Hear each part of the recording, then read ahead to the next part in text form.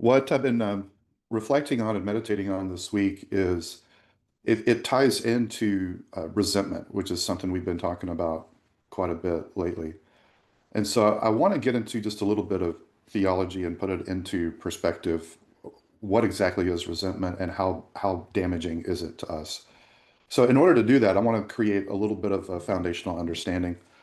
First of all, with a word that is many in our culture are allergic to, at least emotionally, and that is the concept of sin. And every world religion has some kind of concept of this notion of sin. And so let me just try to describe what we mean by that. In biblical terms, what that simply means is that it uses word pictures to describe falling short of a standard. It's actually a word picture of an arrow being released from a bow from an archer towards a target, and it falls short. It doesn't meet the target. It doesn't meet the standard. There's also the concept of trespassing, and that's another word picture for sin, that we're supposed to be on this particular path and we deviate from the path. It's kind of like if you've ever been to Yellowstone, there are there are certain paths that have signs on it that warn you don't get off this path because the ground has geysers and boiling water under it. You'll hurt yourself, perhaps even fatally, if you deviate from this path. It's that kind of concept of trespassing. Like this is not the territory you're supposed to be in. You're supposed to be in this territory, so don't trespass, don't wander from it. Another word picture that the Bible uses for the concept of sin is it uses physical metaphors to explain a spiritual reality so that in our humanity we can understand the concept. And so sometimes it will use a financial metaphor that we have debt, that we have wronged someone, either God or another person.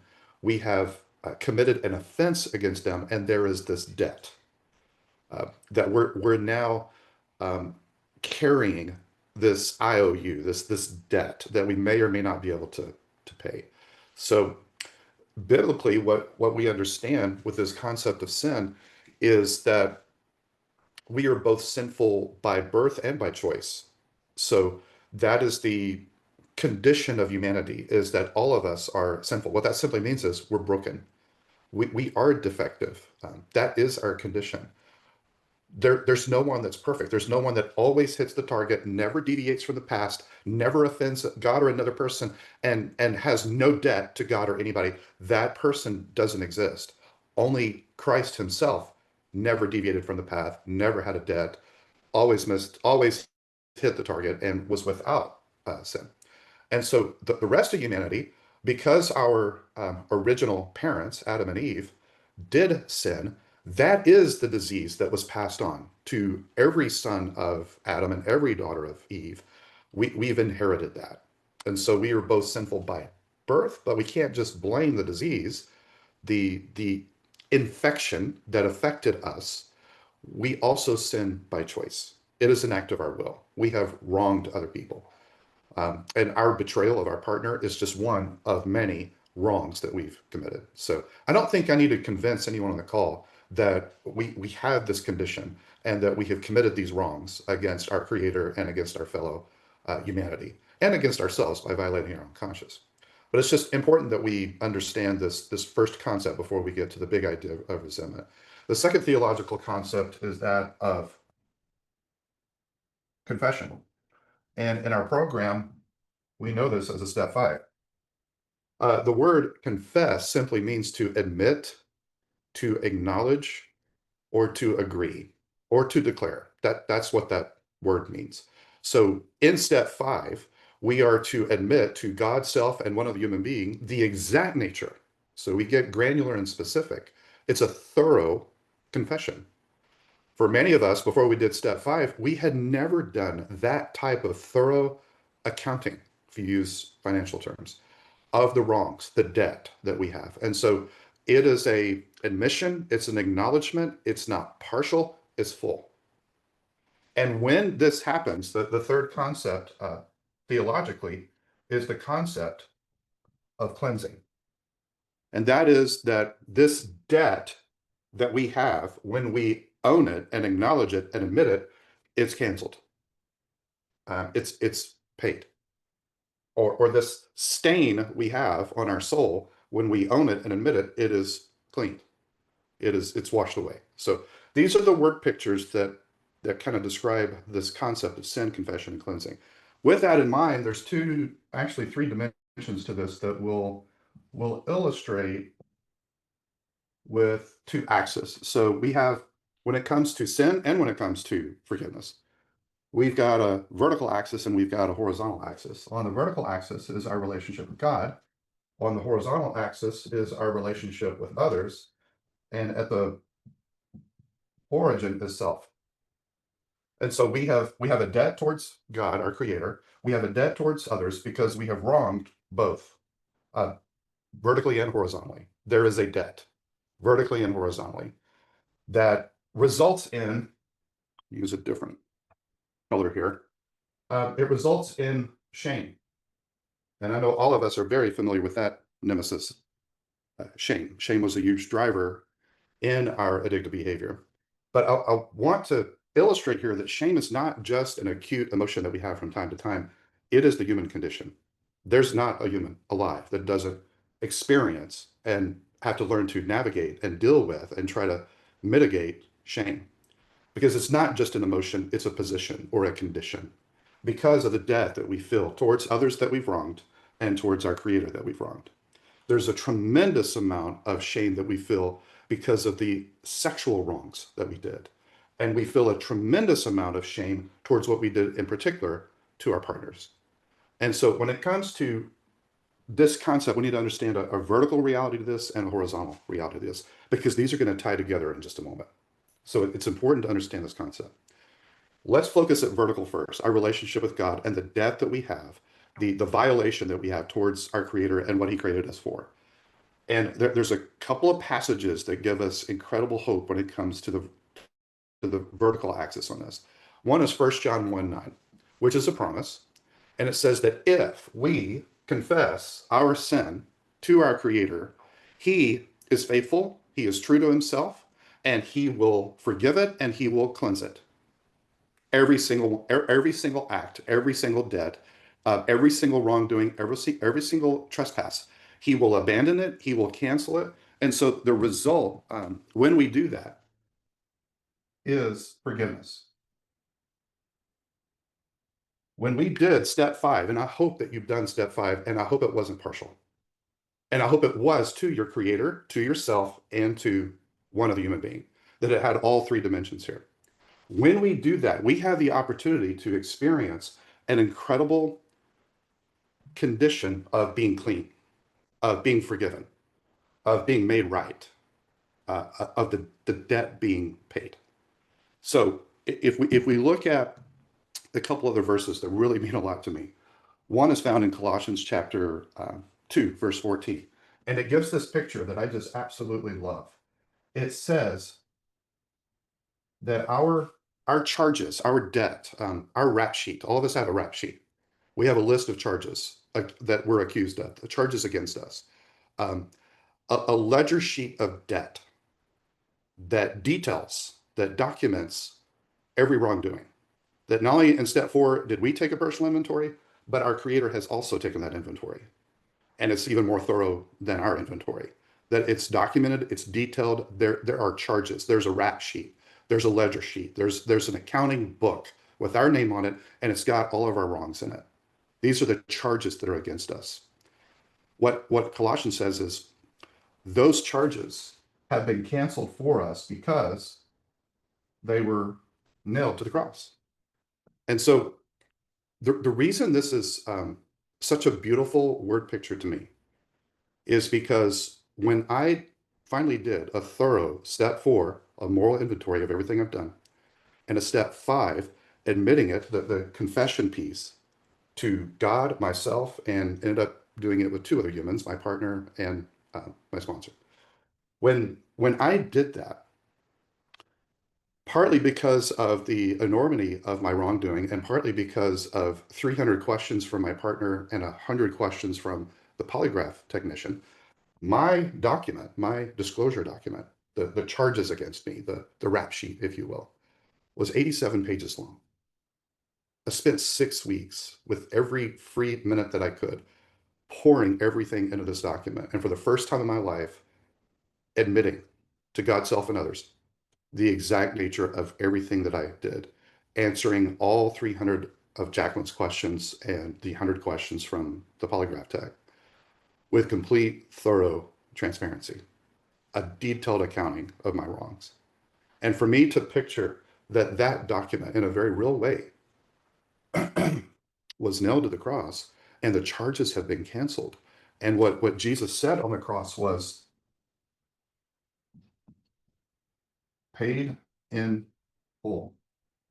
There's 9 statements Jesus made when he was on the cross, and this was one of them. In the Greek, it's tetelestai, which means it is finished, but it's actually an accounting term that says the debt is paid. Okay, so my rap sheet, my debt, completely canceled. How is it canceled? It was nailed to the cross. It was there's no more debt. And in Colossians 1:22, it says, as a result of that, when the Creator, when God the Father looks at me, what he now sees is I am blameless in his eyes. Blameless. Imagine what that does for our shame. When I have someone who is wrestling with shame, I don't know how to help them without this dynamic here. Because positivity and affirmations and pivoting your self-talk is only going to get you so far, because it's not just an emotion, it's a position. And what we need is not just positivity, we need a sense of forgiveness. So if we truly believe that when we do step 5, that the debt is paid and the charges against us are canceled and they're transferred to the cross and they're no longer on us, this is carried shame. The original concept of carried shame, that our shame was transferred to him and we are now blameless in his eyes. That shame is originated because of how we see ourselves and how we think God and others sees us. But if we can correct that by a full confession, a full disclosure of the exact nature of all of our wrongs, 1 John 1:9 promises that he will be faithful. When we do that, he will be faithful to apply the payment that his son made to our debt, and it's canceled. And our shame has been carried. It's been covered. So what a beautiful word picture to understand. But there's a second dimension to this, and it's the horizontal dimension. And it is critical because it can undermine and create a blockage to the forgiveness that we want from our Creator. In James 5:16, it says that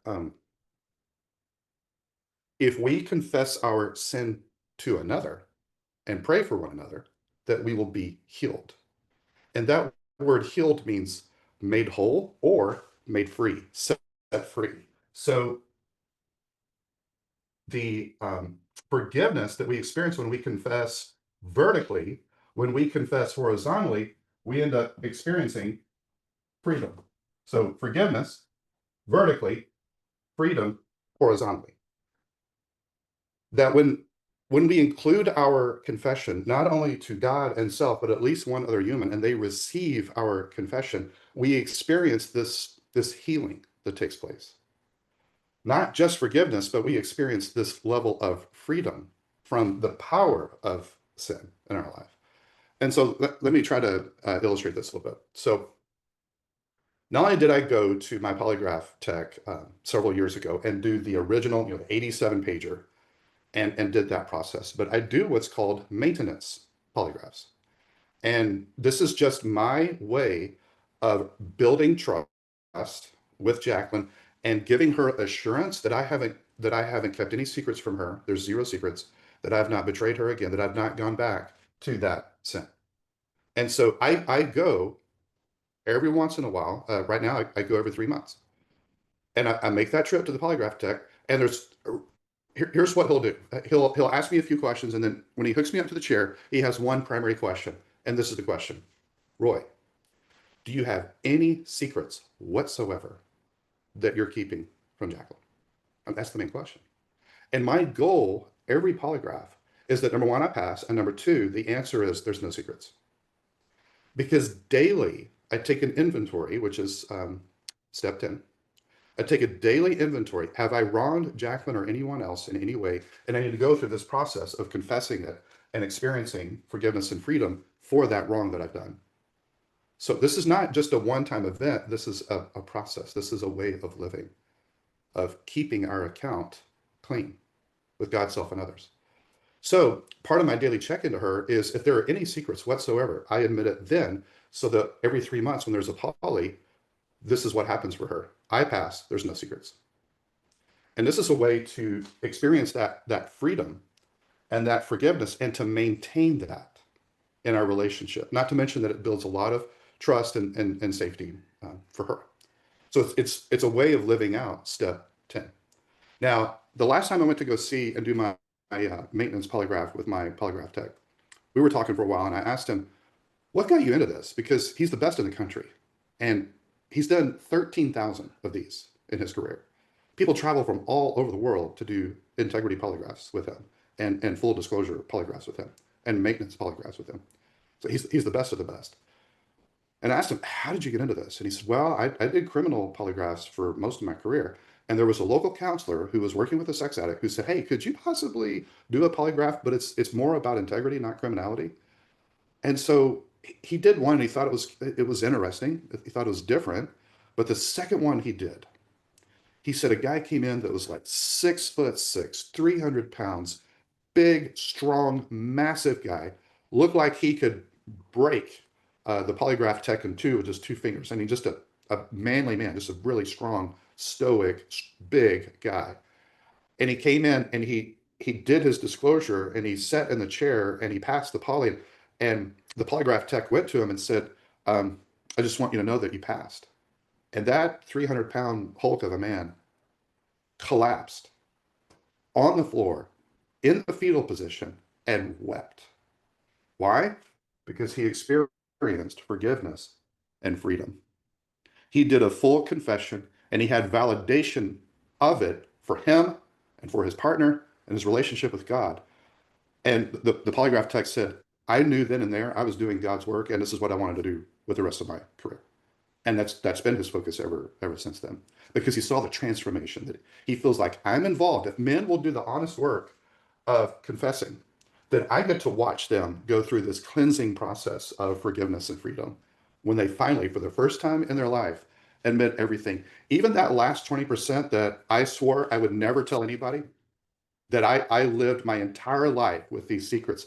When I brought those into the light for God's self and two other humans, I experienced this forgiveness and this freedom. I remember making that 3-hour drive home after that full disclosure polygraph, weeping most of the way home, feeling like there was this 1-ton weight that had finally been lifted off of me, that my shame had been transferred finally. And my shame resilience and experience with shame has never been the same since then. It'll rear its head from time to time because that's what the accuser does. And it'll always be a passenger on the bus, but it will never drive the bus again like it drove for most of my life. So very important concept. And this is what we're getting to with this coming back to resentment. Here's what I want you to understand.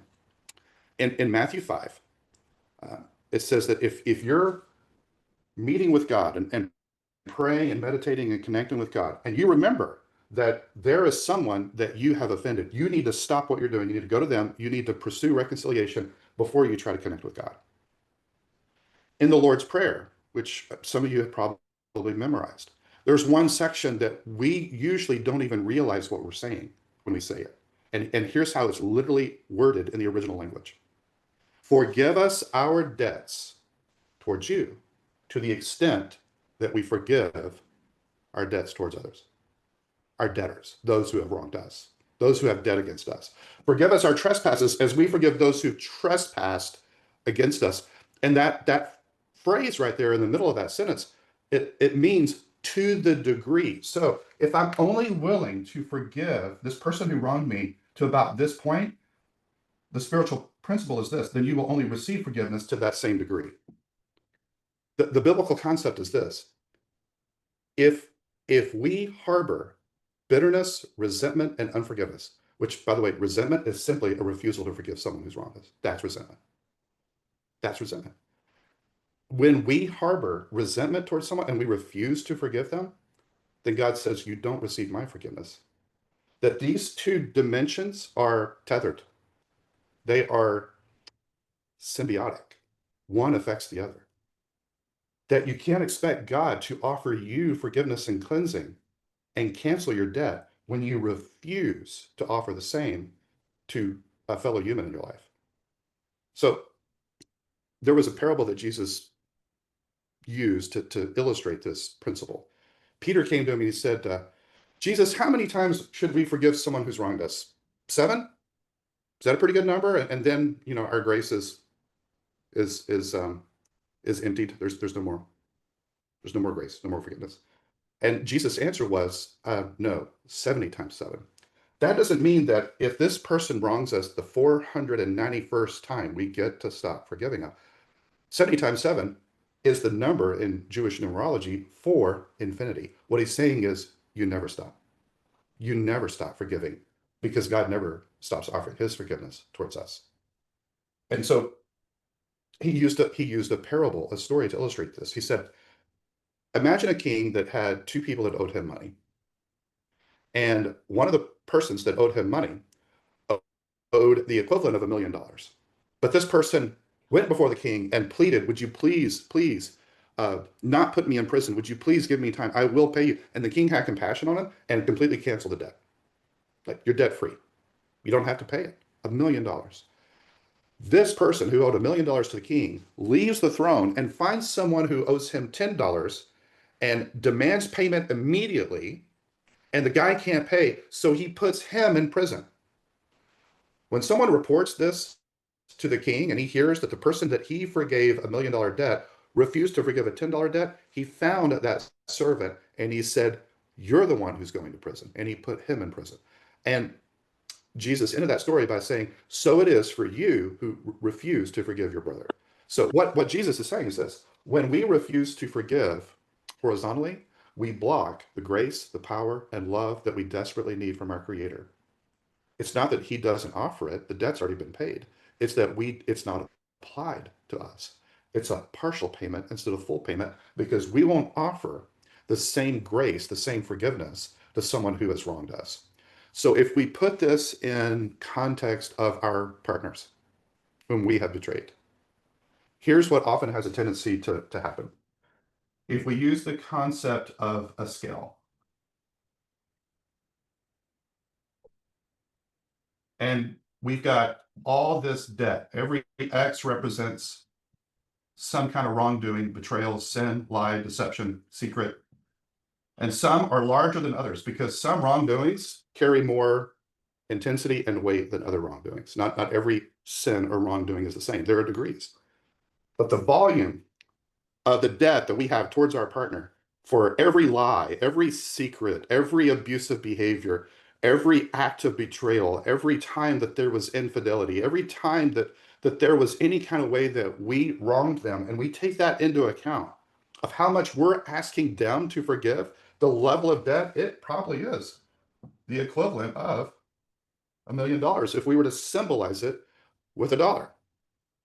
But then what we have a tendency to do is our partner will do something over here that's the equivalent of $10, and we hold resentment towards them.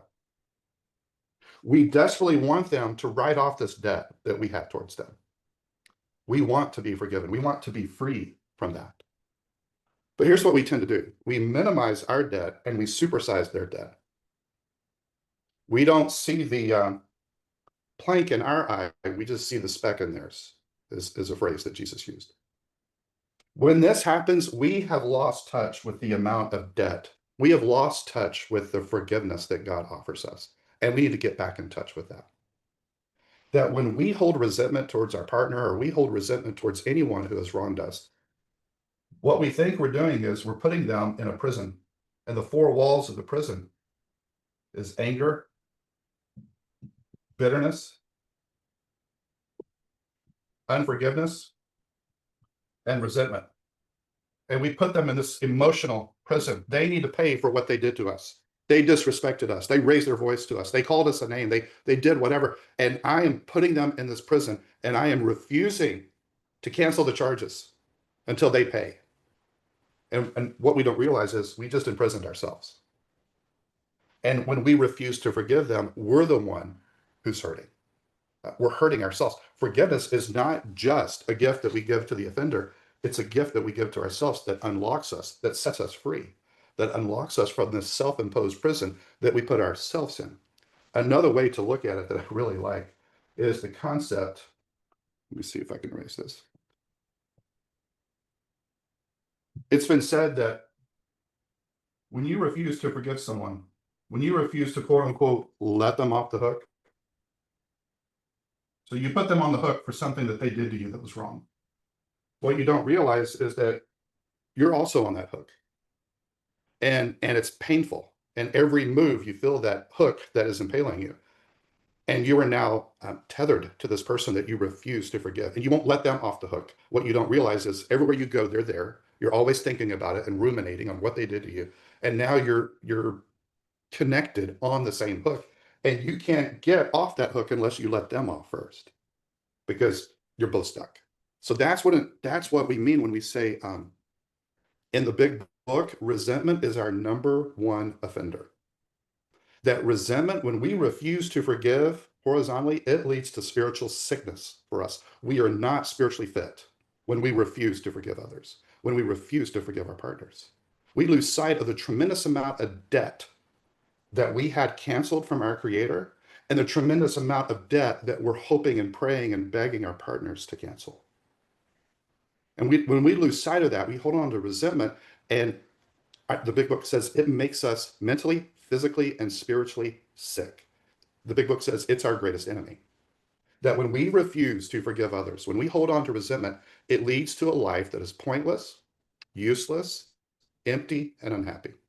So the big idea today is when it comes to forgiveness, there are two axes, that there is vertical and there is horizontal, and they are connected. They affect each other. And when I refuse to forgive someone else, I am blocking the forgiveness that I need from my Creator. But when I own what I did and I confess, step 5, I experience this forgiveness and I experience this freedom. And when I take step 10, a daily inventory of anyone that I've wronged, and I make it right immediately, then I walk in forgiveness, I walk in freedom, and I'm spiritually fit. That conduit between me and my Creator is now open, and he can give me his love, his grace, his power. If I refuse to forgive someone else and I harbor that resentment, I am blocking his love. I'm blocking his power. I'm blocking his grace that he freely offers. It's not that he's refusing, I'm blocking, because these are linked and you can't separate them.